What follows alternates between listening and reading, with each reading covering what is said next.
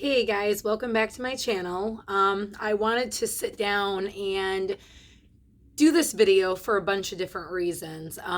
First of all, benzos are a huge, like, obviously they're a huge deal, but when it comes to tapering them, that is like the hardest thing to go through on its own, let alone when you don't know where to start, what to do, who to talk to. And most of the time, our doctors aren't the best when it comes to asking them for their help. So I wanted to kind of go over and make a video, basically like before you even decide to come off your benzos, not saying stay on them, but before you even come off of them, like everything you need to know that I wish that I knew. I wish, that I knew about dehydration. I wish I knew about the headaches. I wish I knew about probiotics. So I'm going to break this up. I'm not going to promise you that this is going to be a short video because it may not be. But I figured if there was a video out there, I had asked myself, what would I want it to look like? You know what I mean? Like what I wish was available to me when I tapered a year ago. Although there's amazing people sharing their journeys, don't get me wrong. I just feel like we need a video to where everything is kind of packed into one. So the first thing on this video of I wish I knew before, I guess that's what I'll call it. I'm thinking of a name while I'm even, getting into this, but is educate yourself. Please educate yourself. Google in the exact med you're on. It doesn't even matter. It doesn't have to be a benzo. It can be an SSRI. It can be anything at that matter. It could be an antidepressant, anything. Google it. Do research on it. Don't take the first opinion that you see, but do research with people who've been on it long. That's where support groups come in handy, not just for support, but there's people who've been on this drug and thousands of other drugs that maybe they can help you to understand what's this going to be like, So number one is educate yourself. If I educated myself on benzos, I wouldn't even be here today right now as far as making videos. So number one. The other thing under it would be understand, like I said before, understand what a benzo is. Understand exactly what they're designed to do, what they're for, so you know everything. So you're not going into the doctor's office. On some of these doctors, they will sit there and insist you're crazy, You don't know your research. And doctors who know that you're not, what's the word, like educated, they tend to say things that aren't necessarily true. So then we go back and think that what they said must be true, because why would they lie to us? That's what I thought when I trusted my doctor to begin with.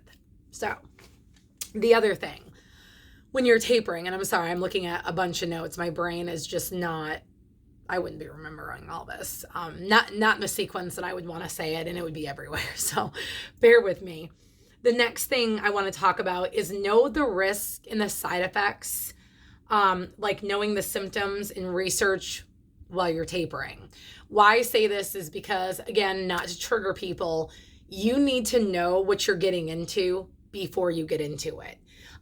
It's again, I'm doing everything backwards, but that's because I just didn't know. So everything I know now, I want to share with you guys.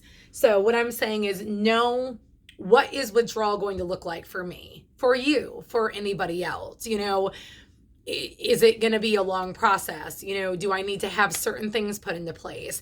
What am I going to feel like? Am I going to be able to work? Am I going to be able to stay home? Financial stuff, all that stuff plays a role. And we really need to research before we begin our taper to make sure that as we get into this, starting to the beginning, to the middle, what's going to happen. The best thing is not to have surprises, because I see some people, think, okay, I'm just going to taper this off. It's going to be bad. I already know it's going to be bad, but they don't realize maybe some road bumps or some obstacles that come in between of them tapering, and now they can't work and they weren't prepared. So now they're going homeless. I don't want to see that happen to anybody. I was lucky in a way because I'm a stay-at-home mom. my husband works, and I'm more than grateful for him working every day, because I don't know that I could have, but I still did take care of my kids, and I was up out of bed for the 12 months that I was suffering. So, what I'm saying is it's better to know before than lose everything and be devastated. And now here you are with nothing and you're tapering. You know what I'm saying? Like, I don't want to see that for anybody. So that was another thing I wanted to bring up. The other big one is, what tapering method will I use? I know some people who dry cut, some people use the water titration. For me, being on such a short acting benzo, and I didn't want to go to Valium, which I don't think going to Valium is a negative. I just feel like I'm very stubborn, and I didn't want to go on something that I wasn't aware of. The fear of not knowing what Valium was going to look like for me scared me. At least while I stayed on Ativan, although it's so short acting, I knew already what I was feeling like, which was crap. But what I'm saying is, like, I knew. I had been on it for 3 years. I already knew, what to expect, kind of. But for some people, honestly, Valium is amazing. Like, they've been on it and they're actually tapering better than I even did. Maybe I even suffered more because mine is so short acting. But again, decide, will I switch to Valium? The other thing is, again, some people swear by dry cutting, as I call it. Some people swear by water titration. Now, for me, I think it worked well because I didn't have a problem going over to the liquid. And I did well, and I could break up my doses throughout the day versus one long dose for, 8 to 12 hours. I chose, after so long of my taper, to do 5 doses throughout the day. So I was giving myself breaking it all up little by little throughout the day versus one big thing and then let my body go and just have nothing. But again, whatever way, it's all by preference. I don't tell people how to taper. You have to go and do what you need to do, as long as you do it slowly and under the 10% a month that Dr. Ashton recommends, is what I tell people, because that's what I followed. So the other thing is, so if you're going to use dry cutting, you have to really research it, know what you're doing, because you need your equipment. You need your scale to weigh your medicine. You need to know how much to shave off to make sure you're not taking more than that 5 to 10% a month in that window off. So you're doing things accurately. If you're going to do water titration, like I did, you're going to need a 300 milliliter mason jar, 2 to 3, even to 5 small. And I think I'll have to look back. I don't remember if they're 8 ounce or 10 ounce. I don't remember now. Isn't that terrible? I've only been off like almost 2 months and I don't remember. But I think I'll have to look again and I can put it in the down bar. But same thing, you need syringes, for your discarding. Once you get past the 100 milliliter mark, it gets harder. You need to go to a bigger syringe so you're not pulling out, so much and then keep counting, because after a while you get confused and forget, what maybe you're pulling with that syringe. The other thing, use your phone, utilize your calendar, utilize your your alarms. My alarms went off every 4 hours because, being a mom, I forget. I mean, I've got my son on meds and my daughter's meds, which aren't a lot, but then I've got me, and then I've got 1,000 other things I'm trying to do here, and it doesn't always work that way. So, so you need those things. Utilize your phone, utilize your calendars. I didn't use a spreadsheet, only to use it for the fact of, like, if my doctor asked, what milligram are you on, I would just revert back to my calendar and be like, okay, well, I pulled this, and then I would look on my Excel sheet and just give her the percentage. But I didn't really go by the Excel sheet. I just, every time I pulled, I wrote it on my calendar of where I was. So, you know what I'm saying? So I won't get too much into tapering, but just choose one. Which one are you going to do? Which one is going to benefit you? Some people go through dry cutting and then they switch over to liquid once they get too low. So again, all based on your preference, but those things need to put in order. This is like, not a survival guide for benzo, but what you need to know from beginning to end, because again, I didn't, I really didn't. And I'm trying to make it easy for somebody else who doesn't know what they're getting into with this. And no, my journey may not be your journey, but I do know that they're very similar. And when it comes to tapering, there's specific things you do need. The other thing that I wanted to talk about, and I'm sorry, there was some huge like noise. My daughter's watching her brother while I do this video, and I'm hearing bang bang. Doesn't sound good. Okay, so anyways, the other thing that I wanted to get into, and this is very controversial, I know this, and I'm probably going to get 1,000, but therapy. I've been in therapy since January of last year. I'm fortunate enough to do therapy from home, which actually I have tomorrow. My therapist calls me once a week. Now it's twice a week. The kids are going back to school, and I'm feeling like I'm going to need a little bit of extra help because I'm going to be alone now off Benzos. So that's a bit scary for me. But I'm telling you, when you learn anxiety, when you learn panic disorder, it's not as scary as it feels. But when something hits you and you don't quite understand why your body's doing what it's doing, that is probably the most scariest thing in the world out there right now, is when something just hits you and you don't know what to expect. You don't know what it is. And to be real, a lot of people, in my opinion, they go back and revert to Benzo because when they go down and start tapering and feel this traumatic anxiety and panic, even more so than maybe they were used to, or even intolerance, how I was, where my heart upon awaking was 200 plus. Like, I didn't know what it was. But what I'm saying is, if you educate yourself and get into a good therapist who can teach you mind and grounding techniques, you won't revert back to Benzos. Like, I will never touch a Benzo again. I don't care if my anxiety full force hits me. You cannot pay me to take another Benzo after what it's destroyed, what it's taken, and what it's left of me.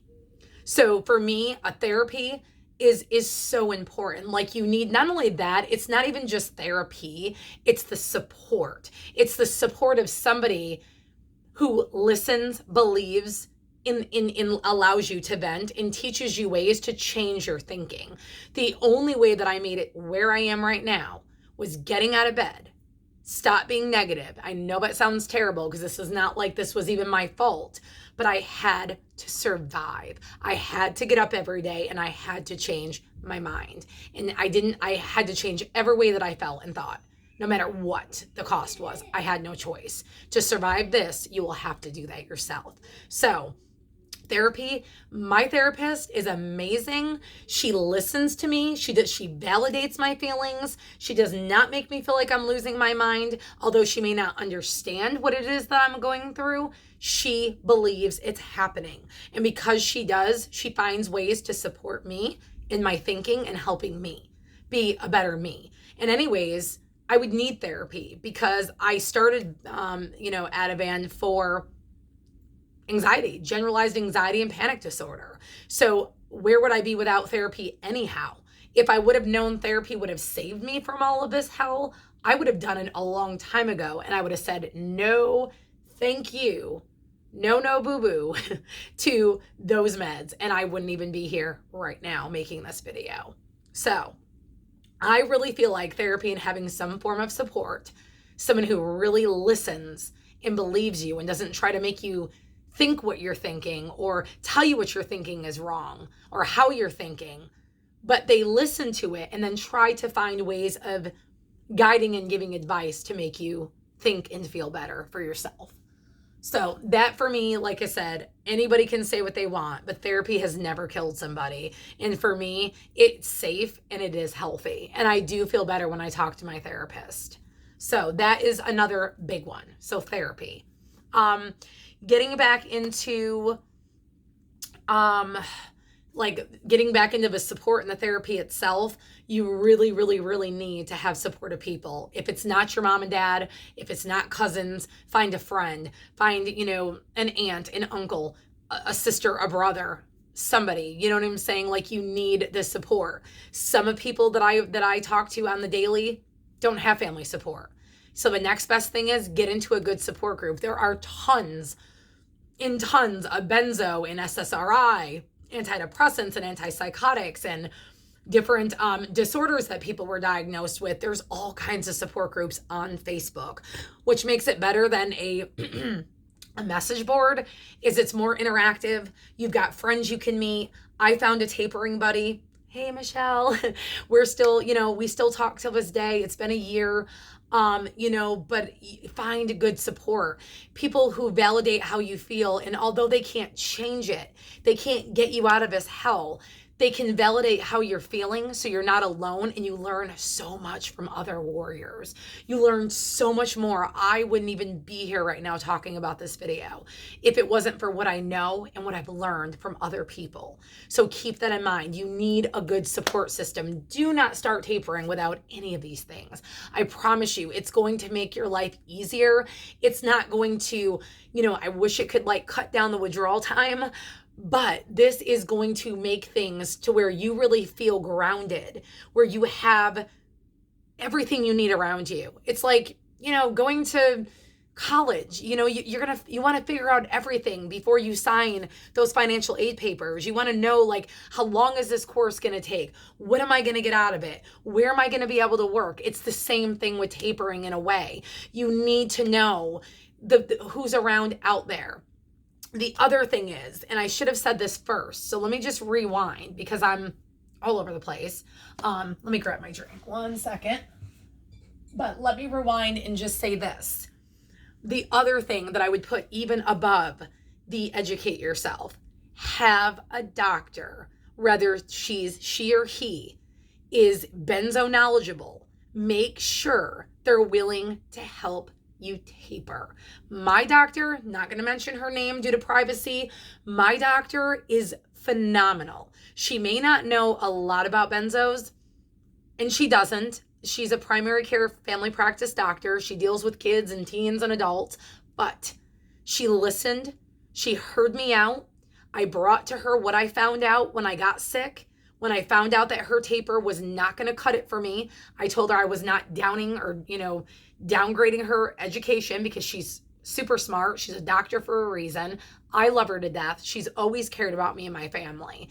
But she was willing to look at my taper, look at the liquid titration I was doing, and learn what was going on with me. She may not totally understand this still, but she helped me from pulling me off my benzo from making me worse or making me go to detox. She did what she needed to do, and what should all doctors, if you're watching this video, all of you doctors out there, nobody is trying to question your education. Nobody. But when you're trying to rip somebody who's been off a benzo 3, 5, 10, 30 years on, you can't do this to people. This is why people are reverting back to medicine, and sometimes on more meds than they even started with. Do not cold turkey your patients. They're not addicts. They have a dependency because they've taken the same drug over and over as directed, and now their brain is needing more to get the same effect. Find a good physician. It doesn't have to be like me. It doesn't have to be a psychiatrist. My doctor is not of psychiatry. She's a family practice doctor, and she listened to me more. To be real, my daughter has seen 8 psychiatrists, and not one of them wanted to listen to even what I was telling them, what I learned about my daughter's meds and the scary things that I was feeling, why she shouldn't be on them, and her behavior changing. So I'm not being rude. Psychiatry, I just think is a big no-no. But if you need to stay with who you're with, please, make sure that they listen and understand first. Do not start your taper without somebody on board who's going to keep prescribing. Doctors right now are cutting everything, everyone. They don't want to prescribe. They don't want to be held accountable. So please do not start your taper until you have a good doctor on your side. Once you do, that whole feeling of freaking out, wondering when you're going to be cut is not there, and you can continue on your road to tapering. Okay, so we talked about therapy. We talked about knowing the symptoms, what you're getting into. We talked about, and I'm just kind of doing this for myself too, to recap because my brain isn't good. So just knowing what the symptoms are going to look like, the type of taper you're going to do, how long are you going to taper? The other thing I recommend, while you're watching this video, look up the Ashton Manual. I will leave a link in the down bar. She gets into all detail. Try to read the manual. I know some of it may be overwhelming, but it really, really is beneficial to your health to understand what is happening to you and what will happen to you. That's a lot of things that people don't know what they're getting into. And when they do, they're and I get it, they're freaked out. You know, they updose, they go back to their med, they don't know what to expect. That's why I'm making this video. Hopefully you guys will watch and share it and thumbs it up and subscribe, because I'm here not just to be like, hey, this is Melissa's journey. This is everyone's journey. You shouldn't be alone. I wasn't alone. You shouldn't be alone. And I'm going to keep making videos until change is made. Okay, so the next thing is meditation. I know a lot of people, like when they hear the word meditation, they are automatically freaking out. They're like, Melissa, I'm not going to sit there and, but to be real, I can sit and meditate at my doctor's and nobody knows I'm doing it. When I feel extreme anxiety, which it's been good, but it can escalate there. I'm human. We all have anxiety. And I think that's a problem too. We all just need to learn some anxiety is normal. Don't let doctors tell you it's not when it clearly is. You're not different. You're not weird. There's nothing wrong with you. It's just some of us are way more emotional than other people. So certain things scare me that may not scare you. But I'll just sit and I'll stay grounded. I'll focus on the sun and think to myself, maybe like some, you know, I don't even know what the word would be, but just like focus on what the sun looks like. I'll talk in my own head like, okay, wow, the sun's really bright and I wonder how many degrees it is. Like I really start to do some other kind of meditation, not so much just the breathing, although the breathing does help me. But you really have to use it on a daily for it to really, really work. And to understand, I feel like if we don't have our anxiety under control to begin with, and therapy is not put in place, and a good doctor is not put in place for us to begin this journey of tapering, how are we ever going to get better with what we went on it for in the first place? Like we're just not, you know what I mean? So for me, I'm continuing therapy because I want to do better with me and my thought process and how I think and things that I've been through in my life and things that may still bother me at 38 years old today. So that's kind of what I'm saying is I really feel like meditation is crucial. There are some amazing apps I use, well, my phone, I'm using it to record, but I use the Castbox. It's got awesome podcasts that you can subscribe free to. I also, in August, which it is August, my kids are going back to school next week. I will be starting my podcast myself. So I'm going to leave that in the down bar if you missed it in any of my other videos. A lot of us don't have time to watch videos. So I think podcast is amazing. I listen to the Anxiety Slayer. They teach you about anxiety. They teach you how to deal with it. There's meditation on there. There's super funny comedy on there. Like, utilize your phone. There's so many things of distraction on there. A lot of people don't realize it. So meditation, you know, mood, education are all so important in this journey of coming off benzos, especially all the years we've been on them, and some of them been on them forever, and they might have helped forever until they're not helping anymore. And we need something better than reverting back to medicine, in my opinion, because it doesn't work all the time. Okay. The other thing is, and this is the big one, this will be like the last one that I talk about because my video is already like way going over 23 minutes, but big. I just started learning this and I'm still so in shock that this is happening to me. Okay, so tomorrow I'm off 50 days. I am Ativan free of 0.5 milligrams of Ativan over a 3-year period. I did not know that as I was coming off of them, diet is a huge deal. I never knew it. I've heard people in other groups talk about how bad their stomach is feeling, the burning, and I couldn't understand like really what they meant. It causes symptoms. It causes the tapering symptoms to be worse. Well, what I've come to find out, it's histamine intolerance and it's also MSG related. Long story short, and I'll have to make another video about this, we have an enzyme in our body called DAO. And I didn't write it down to tell you what the exact word is, but believe me, it's an enzyme. So as normal people with their bellies are normal, you can ingest foods like spinach and chocolate and tomatoes, which are high in histamine. Your body will break them down and you're fine. Like, they are high histamine, but you wouldn't know it. Like, you wouldn't know it at all. Then there's people like me who've been on benzos and things that have destroyed their GABA receptors and damaged and brain injury and things in this nature. Well, when it's not working properly and we go to digest foods like tomatoes, spinach, and chocolate, which are about the highest histamines that I've read so far, and I'm not a dietitian, I'm not a doctor, please remember this, but this is all based on experience and what I know. So it starts to build up. It starts to build up. Well, last week I had a major gallbladder attack. I freaked out. I did not know what it was. I didn't know where it was coming from. All I know is I ate kind of late, kind of greasy, which I normally don't. And it felt like right here in my stomach, I don't know if you could see, but like right here, just in my little area where your ribs separate, that my stomach was going into my ribs and it was expanding and I couldn't breathe. It was the most horrific feeling I've ever felt. Like, I seriously thought I was having, it was bad last week. I was at the ER twice, the doctor's office 3 times. It was total chaos. Okay. So I've come to find out I can't eat these foods right now. When can I? I honestly don't know. I really, really don't know.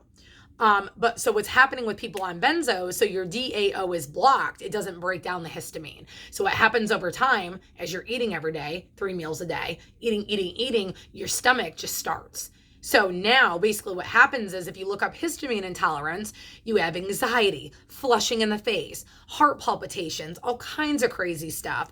And you'll know that's what it's from if you diary every time you eat and how you feel. That's how I know what this is. Nothing else would be causing this. Not even normal anxiety causes this for me. And I'm allergic to nothing. I've never, ever had a food allergy in my life, ever, until before I come off benzos and now. So diet is huge. Don't starve yourself, but try to go clean. And what I mean by clean is, eat rice. I eat jasmine rice. I eat grilled chicken. I eat rotisserie chicken. I just avoid MSG, which is artificial and flavors that enhance food. I don't eat processed foods. I don't eat box foods. I don't eat anything already prepared. Everything is fresh, whether it's broccoli or zucchini or, it's steamed or it's grilled. Because what's happening now is I have to go in for a HEDA scan, which is where they scan to see how my gallbladder is reacting. I don't know that it's bad. I pray. I don't want surgery. But again, I've never had these problems. But what I think is happening is when I go to eat, it's like it's not contracting. Your gallbladder contracts when you eat. It's this little tiny thing, and it's not doing so. So after I eat, my stomach builds up with gases and pain. I can't breathe. I'm gasping for air. Very much kind of symptomatic, like somebody who's allergic to peanut butter, except, my throat isn't closing off, but it feels that way. My face is flushing. I'm sweaty. So diet, honestly, don't starve yourself, but diet, do a journal. Some people are okay, depending on the benzo they're on. For me, I thought I was okay too all this time, but now I'm having the issues. I'm getting hives when I eat tomatoes. I'm itching, scratching. My skin is dry. I'll wear earrings that are like, the fashion earrings that are not nickel free, and I'm scratching and itching. I never had these problems before. Using soaps, I use Dove, unscented, sensitive. I'm even breaking out from that now. So again, it's a phase. I don't know how long I'm going to go through this, but I much rather tell you guys so you know that this may be something you're going to deal with. This may be something that you're going to have to battle. So why not know now? You know what I mean? And again, look at me. I'm off. And this was like 30 to 60 days before getting off and now. And I had no problems in the taper except for eating out. Every time I ate out, I would start feeling flush and anxious and palpitations after I ate. So now I know it's food related. Okay, so that's a big thing. So like I said, I didn't want to take up a huge video, but I do want to say, educate yourself. Let's go over these one more time. Educate yourself, get a good doctor, someone who's going to back your taper. So halfway through, you're not hearing, oh, well, we have to cut you off because you won't take this, and this, or we can't do this, and this. I don't want you guys left with no one. That is the scariest thing. I got members going through it right now. I wish I could just hug them and call somebody for them, but I can't. So again, I don't want you guys alone in that portion or any of this, really. The other thing is learn what withdrawal is going to look like. Talk to other people, join support groups. I know support groups can be triggering, but these people have been there. I call them the OG warriors. Like, they've been in this longer than me. If it wasn't for them and for me to seek out things, I wouldn't know what I was getting into. It is scary, yes, and it could be a big trigger, but at least I know the good, the bad, the ugly. And that's why I make these videos. I'm not trying to scare y'all and be like, oh, this is going to happen. No, I don't want to get into what's going to happen. I want you prepared, because I didn't know. I didn't know I'd be in the hospital with dehydration. You may not be, because you'll know now. Drink more fluids, drink more Powerades and Gatorades, because obviously coffee and water is not going to do it for you. You know what I mean? So I just want you guys to be grounded and learn techniques, use your phone, utilize podcasts.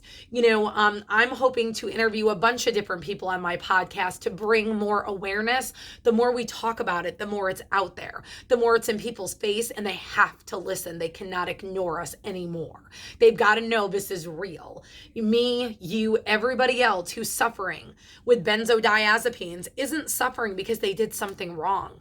They're suffering because these drugs were meant for a tranquilizer. They were meant to put you out during a dental procedure.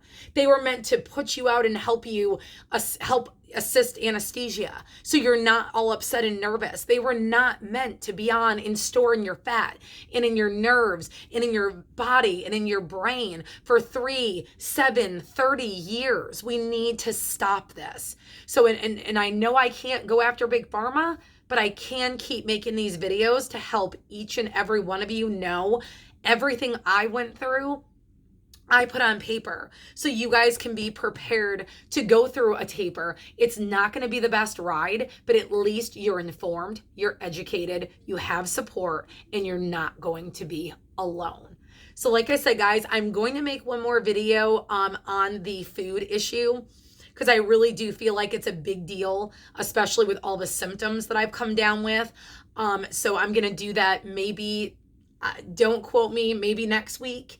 But I am off Benzos successfully, thanks to Facebook support groups and Dr. Ashton. I'm going ahead of myself. I wish, but 50 days tomorrow. And, I have good and bad days, but you know what? I'm here, I'm breathing, I'm alive, and I'm proof you can do this too. So until I see you guys again on my channel, thank you so much. Please subscribe. Thumbs up the video. And like I said, let's together go ahead and get safely off these benzos and inform more people so they know what's happening to them before they're in the middle of a taper and they're lost and they don't know what to do because their support system has totally left their side. So, all right, guys, bye.